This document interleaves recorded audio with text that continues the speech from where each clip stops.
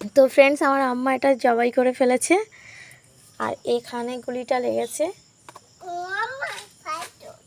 গুলিটা বার করার চেষ্টা কর।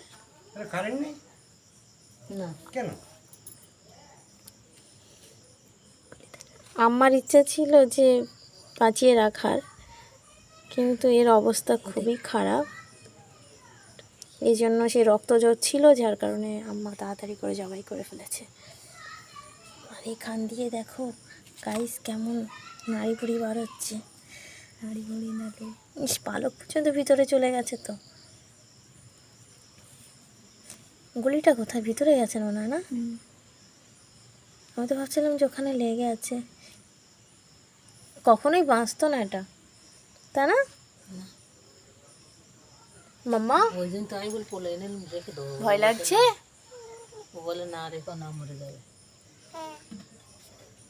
আর ওর পাপাকে ফোন করে বলছিলাম, এ দেখো এই কন্ডিশন কি হবে। বলছে আমি যেতে যেতে কষা হয়ে যাবে, তুমি রেডি করো, আমি যাচ্ছি।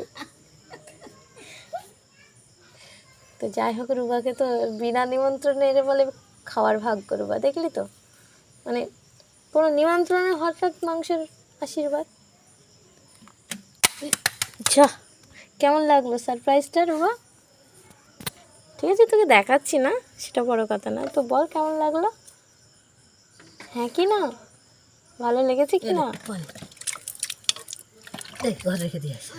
তো এর জন্য বলবো থ্যাংক ইউ সো মাচ আল্লাহ, এরকম হঠাৎ করে ভালো খাবার দেওয়ার জন্য। সব কিছু নসিব, আজকে আমাদের নসিবে ছিল। আর কতদিন বরকে বলছি একটু মাংস নিয়ে আসো, ও তো বলছে বিষ তেলকে খাওয়ার পয়সা নেই, মাংস তো দূর কি বাত। মোটামুটি 200 মাংস হবে না, বেশ 300 হবে। হাত দাও দিলে বুঝতে পারবে। না না, 200 হবে। তো ওকে ফ্রেন্ডস, আমি রেসিপিটা পরে দেখাচ্ছি, এখনকার জন্য টাটা বাই বাই।